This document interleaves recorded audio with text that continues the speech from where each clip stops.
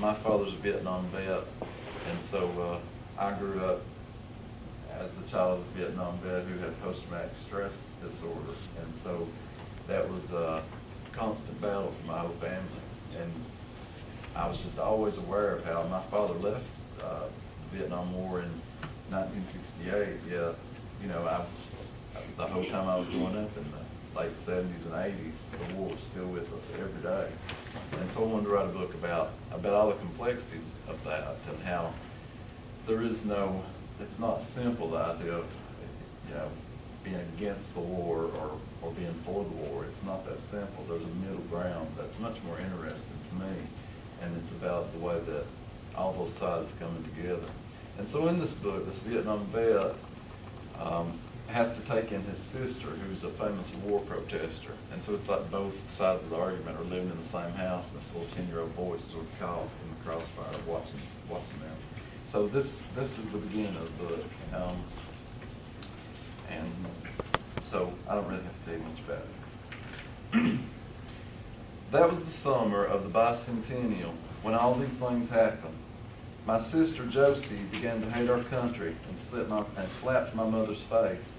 My wild aunt Nell moved in with us, bringing along all 5,000 or so of her records and a green record player that ran on batteries.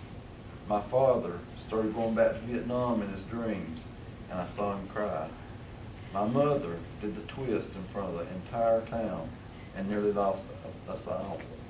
I was 10 years old that summer, and I did something unforgivable. The first true day of summer for me began with a scream that jarred all of us out of bed. Only one long, choked, jagged cry, but the sound was full of so much terror that I jumped out of deep sleep, straight from the bed and onto the cool floorboards.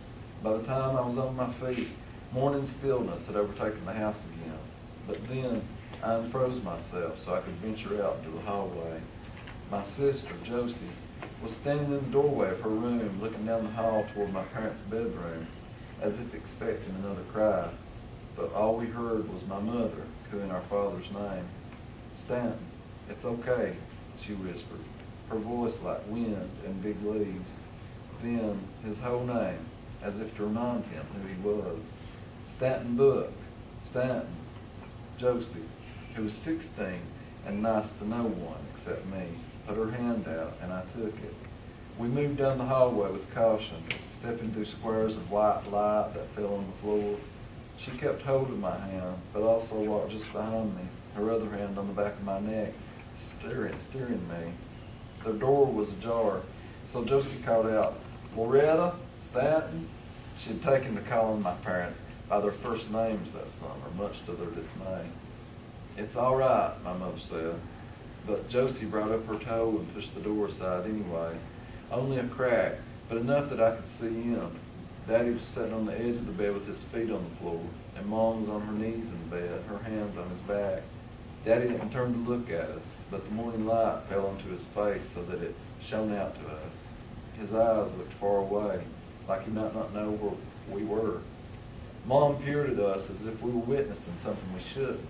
Her eyes were full of a kind of fright I couldn't name then, but since I've realized that it was a sort of new knowledge there on her face. Maybe for the first time she knew exactly what the war had done to her husband. "Go on now," she whispered, nodding. "He's just dreamt of Vietnam, that's all. Everything's all right." I kept staring at my father, though. He was rocking on the edge of the bed, his hands up to his face. The muscles at the top of his back were stretched tight. I hated the fact that I barely knew him. He was most often good to me, sometimes snatching me up to ride me on his shoulders, tousling my hair, even let me sit in his lap and drive his truck up the road sometimes. There were times when his temper flared for no reason, so that we always felt like we were walking through a minefield, waiting for an explosion. But most of all, he was just quiet, a man who lived in the shadows. That was the hardest part of all. And it left me a boy surrounded by all these loud women all the time. Not a bad thing, I guess, but sometimes confusing, lonesome.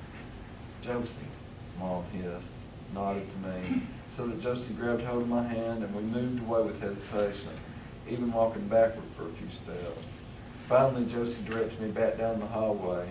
dropping my hand at her bedroom door so she could yawn with balled-up fists going into the air. Her oversized Led Zeppelin shirt rode up too high and showed her panties. I looked away. Now that I've been scared to death properly, she said, I believe I'll go back to bed for a little while. Daddy had been waking us all with his screams lately, so once Josie knew that it was another Vietnam dream, she saw no reason to be upset. I guess she thought she was used to living with screaming and war, but I had not been able to convince myself of this yet. There was no way I'd be able to go back to sleep, and my nerves were shot. I worried a lot about Daddy. I worried about everything. I worried about the Russians dropping a nuclear bomb on us, worried I might be possessed by the devil like Linda Blair in The Exorcist, or left behind in The Rapture. I worried about Josie talking mean to our mother, worried that Daddy would snap one day and let his anger go too far, hurt one of us. Well, go on, Josie said, nudging me toward my room. Get back in bed. It's not even 7 o'clock yet, and it's summertime. I'm going riding, I said. Josie nodded. She would have agreed to anything if it meant she could go back to sleep. She ran a hand through her hair and stumbled into her room. Be careful, she said, and eased her door shut. I pulled on a pair of blue jean cutoffs and a muscle shirt, Chuck Taylor shoes with no socks. Last, I put on my Uncle Sam hat, which we had made on the last day of school in my class. Mine had turned out especially good, so I wore it every single day when I went riding bikes. I ran on out and found my bicycle where I'd left it. It was only 6:30, but the world was wide awake like me and white with summer light. The trees behind our house were filled with bird call. I straddled my bike and stood listening. My mother could name every bird by their songs, but I had never been able to do this. Then I heard someone calling my name. It was Edie. She was my best friend, but I would have never admitted this to anyone back then. If I had let it be known that a girl was my best friend, the boys would have never let me live it down. She was in her backyard, which bordered ours, leaning against the big old willow tree she loved. You coming or not? She called, since I was standing there looking at her. Or are you just going to stand there and stare at me like a dumbass? I walked my bicycle across our backyards and put the kickstand down. I hated kids who let their bikes just fall to the ground and squatted next to her. What are you doing up so early? I said. She shrugged. I just woke up. I guess the birds woke me up. Listen at them. She put her forehead against the tree. What about you? Daddy woke us all up early. He had another bad nightmare about the war. She sat up straighter, interested. You ought to ask him about the war sometime. Why? I don't know, she said. But she looked at me like I was stupid. It'd be interesting, that's all. Don't you think it would? Yeah, but he wouldn't tell me nothing.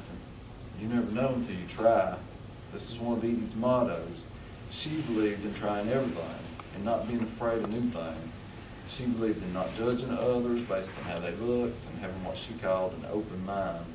She was 18 months older than me, but we'd been friends before either of us could remember. She hung around with all of us boys because there were no girls on our road. I don't believe she would have played with girls even if there had been some, though.